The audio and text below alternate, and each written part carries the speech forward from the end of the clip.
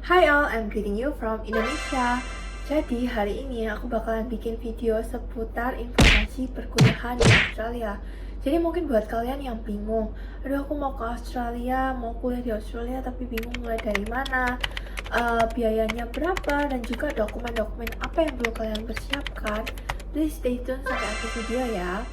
Disclaimer, kalau di video ini cukup banyak informasi yang akan aku berikan berdasarkan pengalaman dan research pribadi aku.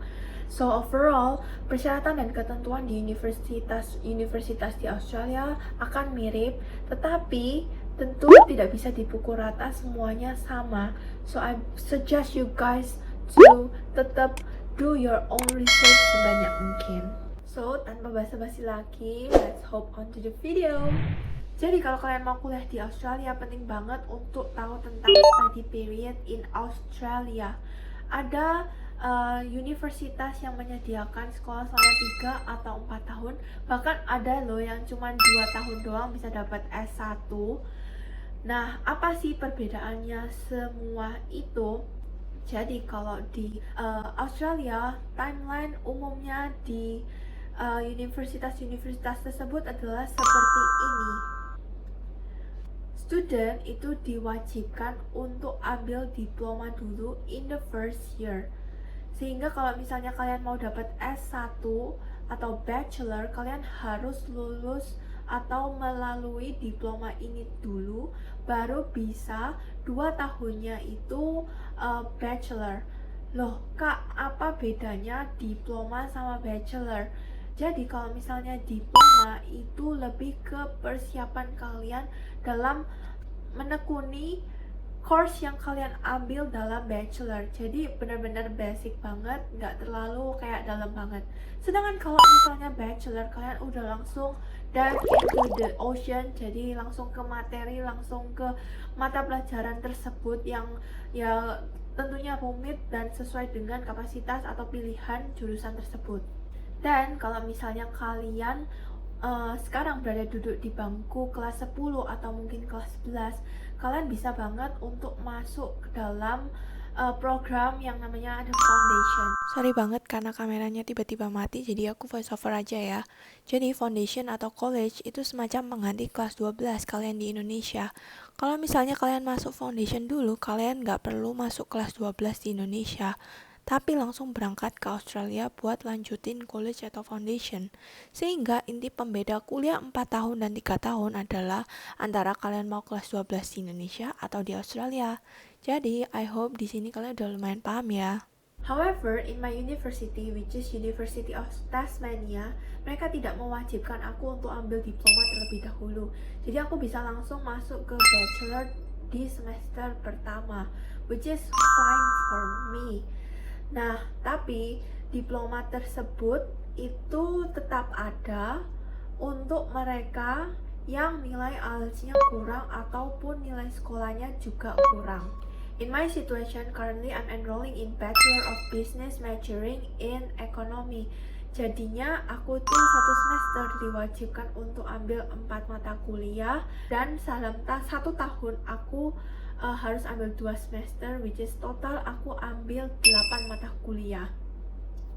Sesuai dengan yang aku ngomong sebelumnya, kalau ada loh S1 cuman ambil 2 tahun aja. Dan apa sih perbedaannya? Sebenarnya sama aja guys sebenarnya. Karena kalau misalnya kalian ambil 3 tahun, dalam 1 tahun kalian harus ambil 8 semester. Sedangkan kalau yang acceleration program, kalian harus ambil 12 mata pelajaran. Dan di situ kalian pembedanya adalah jadwal libur kalian. Umumnya kalau kuliah di Australia, jadwal liburnya adalah 4 bulan. Di situ kalian bisa ngisi waktu buat kerja atau have fun sama teman-teman kalian. Tapi di sini kalian itu harus sekolah dan pack gitu loh. Jadi waktu liburnya itu cuma 1 minggu doang atau 2 minggu doang. Pembedanya itu aja sih. Next, yang kedua adalah biaya. Biaya kira-kira berapa sih kuliah di Australia itu?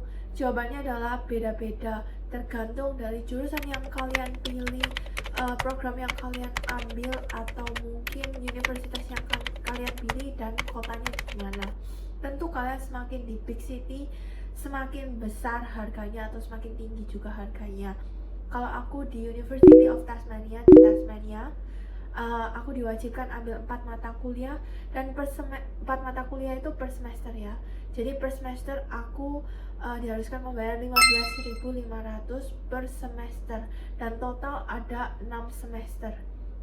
Itu kalau tanpa beasiswa.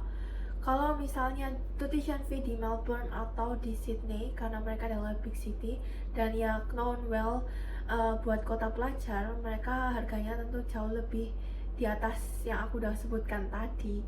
Dan berdasarkan research aku, kalau diploma di Melbourne itu kira-kira average-nya adalah plus minus 17.000 per semester, dan itu ada 2 semester diploma. Kalau misalnya bachelor adalah plus minus 23.000 per semester dan ada 4 semester. So kalian bisa bandingin ya, harganya cukup jauh kalau kalian di total. Dan itu belum biaya hidup, akomodasi, dan sebagainya loh. Next adalah scholarship. Apakah kuliah S1 di Australia bisa dapat beasiswa? Jawabannya adalah yes and no. Sorry banget guys, karena setahu aku kalau kuliah di Melbourne or Sydney, mereka tuh cukup jarang over scholarship buat international student. Tapi in fact sebenarnya ada beberapa universitas yang over scholarship kalau misalnya nilai rata-rata SMA kalian itu semacam di atas nilai standar yang sudah mereka tentukan dari universitas tersebut. Tapi itu perlu ditekankan kalau nggak semua universitas itu kayak gitu ya.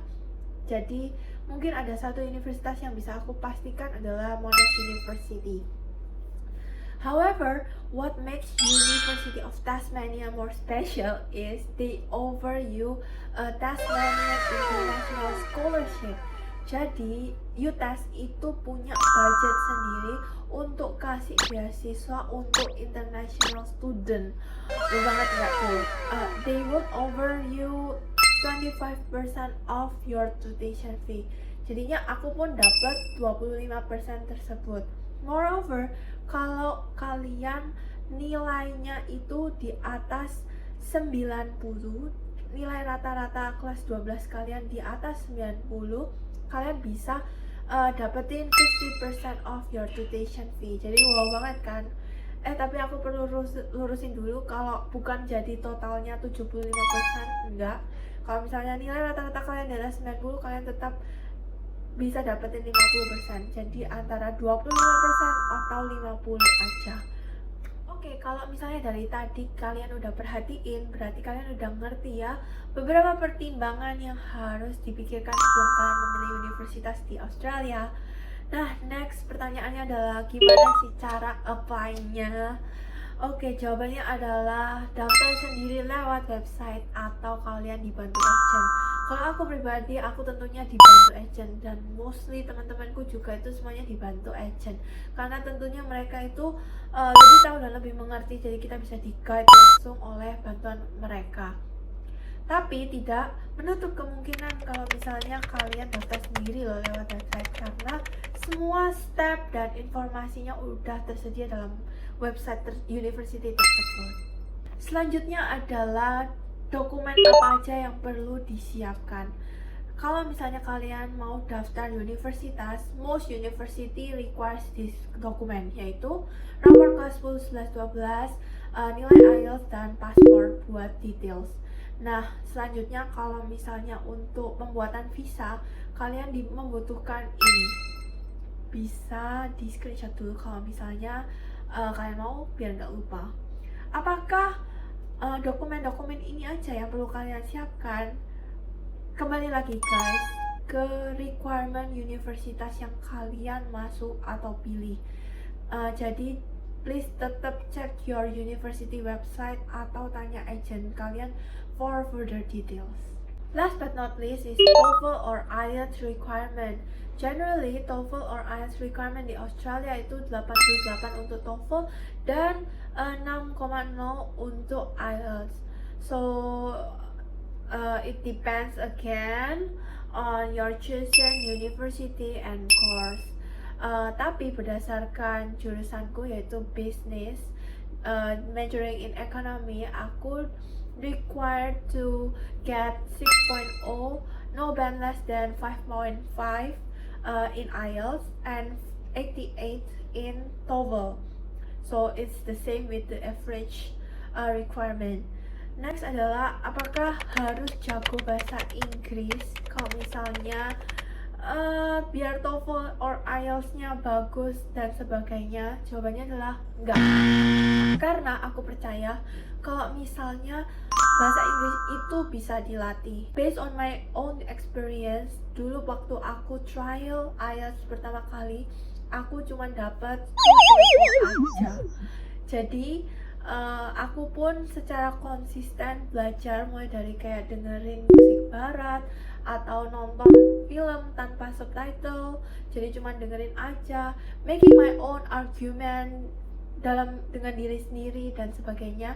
Banyak banget yang kalian bisa lakuin dan akhirnya aku bisa achieve this goal.